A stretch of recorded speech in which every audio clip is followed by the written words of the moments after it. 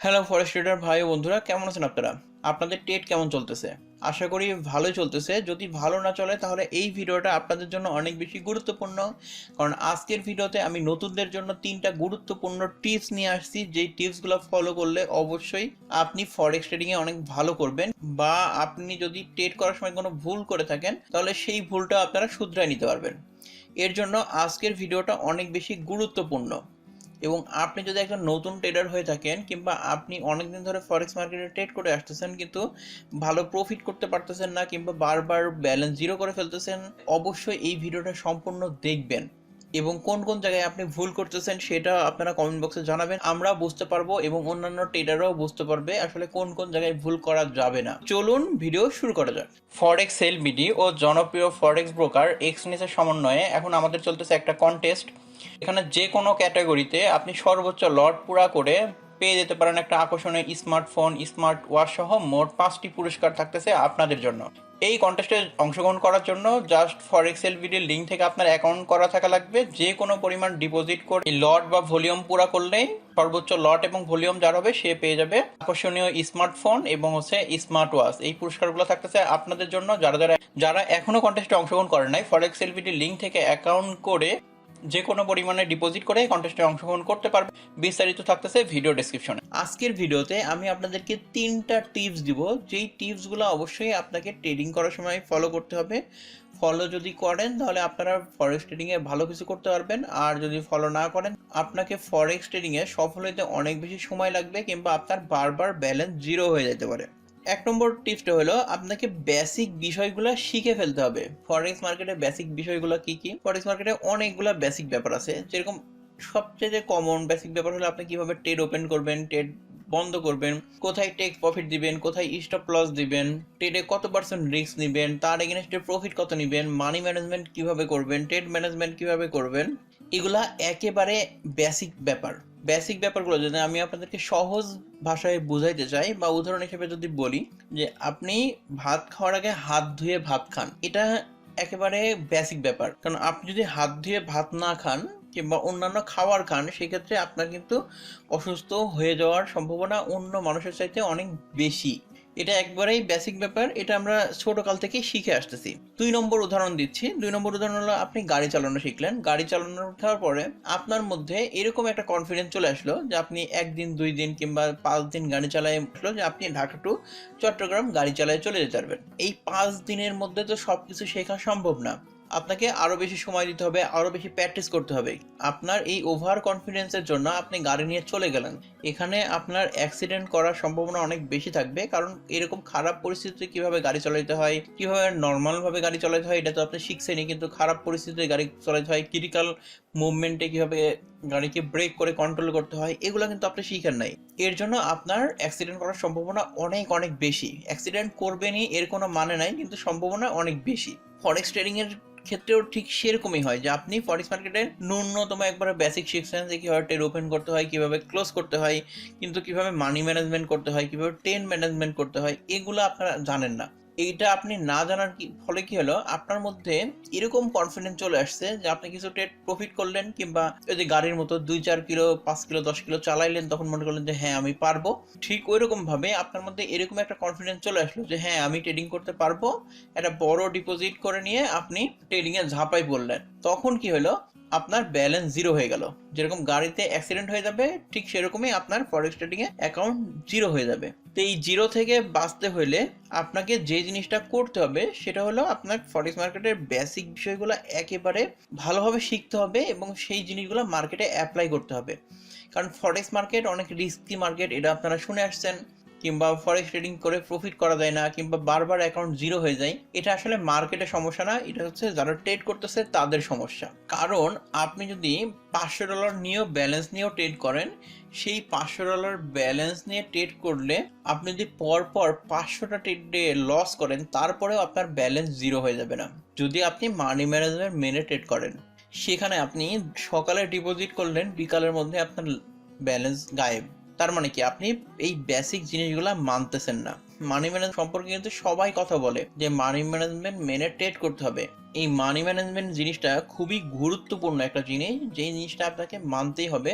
না মানলে আপনি ফরেক্স মার্কেটে টিকতে পারবেন না। হয়তো বা সাময়িক কিছু প্রফিট করতে পারবেন, কিন্তু লং টাইমে আপনি ভালো প্রফিট করতে পারবেন না। যেই ট্রেডিং সিস্টেমে যেভাবে আপনি ট্রেড করেন না কেন, আপনাকে অবশ্যই মানি ম্যানেজমেন্ট মেনে ট্রেড করতে হবে। 3 নম্বর উদাহরণ দেই। ধরেন আপনি কোনো সিগন্যাল দিয়ে ট্রেড করতেছেন, কিংবা আপনি একটা ভালো ট্রেডিং সিস্টেম দিয়েই ট্রেড করতেছেন। এখন যে আপনাকে সিগন্যাল দিচ্ছে সে বলতেছে যে 1% 2% রিস্ক নিয়ে ট্রেড করতে, এই ট্রেডটা অনেক লং মুভ করবে কিংবা এটা শর্ট ট্রেড। তখন আপনি চিন্তা করলেন যে তার যে কনফিডেন্স, যে সিগন্যাল দিচ্ছে তার চাইতে আপনার কনফিডেন্স অনেক বেশি। এর ফলে কি হলো, আপনার অ্যাকাউন্টে 10% 20% কোনো কোনো সময় 100% রিস্ক নিয়েও আপনি ট্রেড করে ফেলতেছেন। তো 2টা ট্রেড প্রফিট হলো কিংবা একটা ট্রেড প্রফিট হলো, তারপরের ট্রেডে আপনি কি করলেন, লস করে ফেললেন। কার লস হলো, যে সিগন্যাল দিল তার লস হলো না আপনার লস হলো? অবশ্যই আপনার লস হলো। এর জন্য ফরেক্স মার্কেটে যদি আপনি লং টাইমে টিকে থাকতে চান, তাহলে অবশ্যই মানি ম্যানেজমেন্ট করে ট্রেড করবেন এবং ফরেক্স মার্কেটের বেসিক জিনিসগুলো শিখে নেবেন। এর মধ্যে আরো অনেক জিনিসপত্রগুলো আছে, সেগুলো আমি বললাম না, যেরকম ট্রেডিং সিস্টেম সহ আরো অনেক বিষয়গুলো আছে, এগুলো আপনারা বেসিক ভাবে শিখে নেবেন। কারণ ফরেক্স মার্কেটে প্রফিটেবল ট্রেডার হইতে ট্রেডিং সিস্টেমের ভূমিকা মাত্র হচ্ছে 20%। 2 নম্বর যে টিপসটা দিব নতুনদের জন্য, সেই টিপসটা হলো নিজের ভুলগুলো থেকে শিখতে হবে। এখন নিজের ভুল থেকে আপনি কি শিখবেন? নিজের ভুল থেকে শিখবেন, ধরেন আপনি কোনো ট্রেডিং সিস্টেমে ট্রেড করতেছেন, ট্রেড করার সময় কোনো একটা ট্রেড আসলো না, সেই টাইমে আপনি একটা ট্রেড ওপেন করে ফেললেন, কিংবা আপনার ব্যালেন্স বারবার জিরো হয়ে যাচ্ছে। জিরো হওয়ার কথা এই কারণে বলতেছি, কারণ ব্যালেন্স জিরো হয়ে যাওয়া এটা কিন্তু খুবই একটা খারাপ জিনিস। যে আপনি ফরেক্স ট্রেডিং এর কিছুই জানেন না, তার মানে আপনার ব্যালেন্স জিরো হয়ে যাচ্ছে। যে আপনার ব্যালেন্স জিরো হয়ে যাচ্ছে কিংবা আপনি ট্রেড করতে যাই ভুল করতেছেন, প্রতি সপ্তাহে কিংবা প্রতি মাসে আপনি ট্রেডিং সিস্টেম চেঞ্জ করতেছেন, এগুলো তো আপনি ভুল করতেছেন। এর জন্য আপনার ট্রেডিং এর যে রেজাল্ট সেটা কিন্তু ভালো আসতেছে না। আপনি এই ভুলগুলা শুধরাবেন কিভাবে?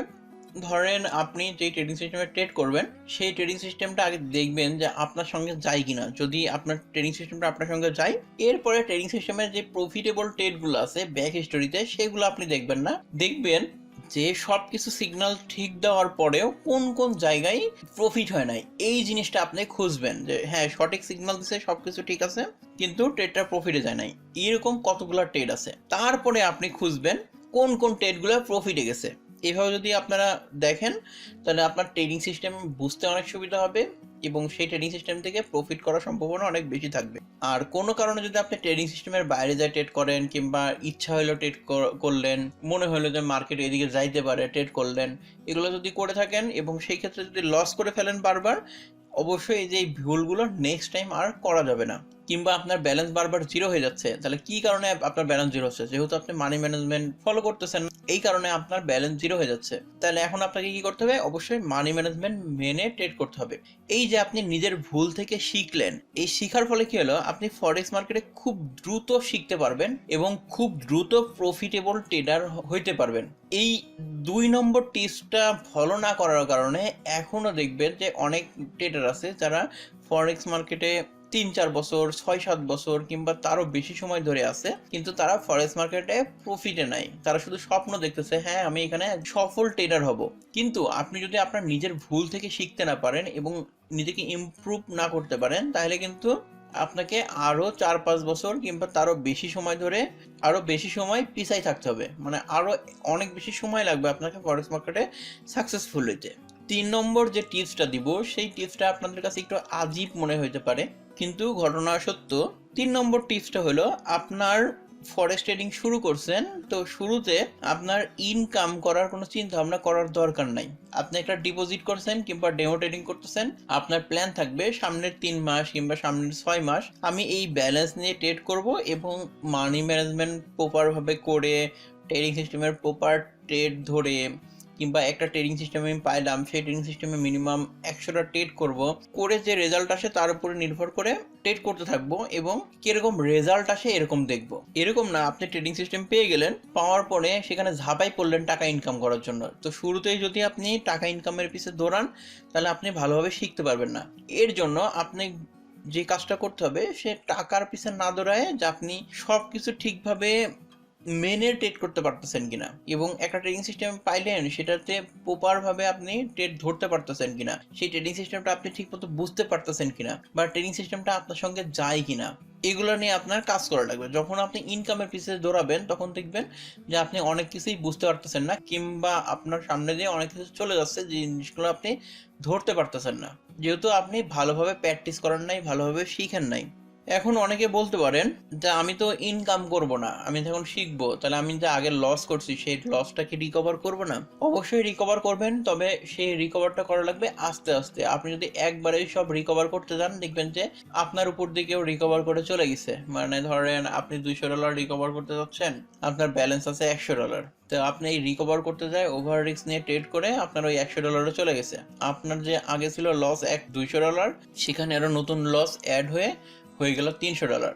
কিন্তু আপনি এই $100কে যদি স্লোলি সঠিকভাবে পারফেক্টেড করে আগায় নিয়ে যেতেন, তাহলে এই $200 কিন্তু স্লোলি রিকভার হয়ে যেত। কিন্তু এই শর্ট টাইমের মধ্যে রিকভার করতে যায় কিন্তু আপনার এই $100ও হারাই গেল। পরে আপনাকে আবার ডিপোজিট করবেন, ডিপোজিট করে আগের 300 রিকভার করতে যাবেন, এটাও আপনার হারাই যাবে। এইভাবে সাইকেল চলতে থাকবে যতদিন পর্যন্ত আপনি নিজের ভুলগুলা বুঝতে না পারবেন। আজকের ভিডিও ছিল এই পর্যন্তই। আজকের ভিডিওতে আমরা যে জিনিসগুলো শিখলাম, 1 নম্বর হলো ফরেক্স মার্কেটের বেসিক জিনিসগুলো শিখা লাগবে। সেই জিনিসগুলো থিওরিটিক্যাল ভাবে শিখে আপনার কোনো কাজে আসবে না, সেটা প্র্যাকটিক্যাল ভাবেও মার্কেটে অ্যাপ্লাই করা লাগবে। 2 নম্বর পয়েন্ট হলো আপনার নিজের ভুল থেকে শিখতে হবে। 3 নম্বর হলো আপনি শুরুর দিকে কোনো ইনকামের চিন্তা করবেন না, আপনার কত ডলার লাভ হলো বা লস হলো এটার উপরে খুব বেশি গুরুত্ব দিবেন না। আপনি গুরুত্ব দিবেন ঠিক মতো আপনি পজিশন ওপেন করতে পারছেন কিনা, ঠিক মতো পজিশন ক্লোজ করতে পারতেছেন কিনা, আপনার কোন কোন ট্রেডে লস হচ্ছে, কেন লস হচ্ছে, এগুলো খুঁজে বের করা।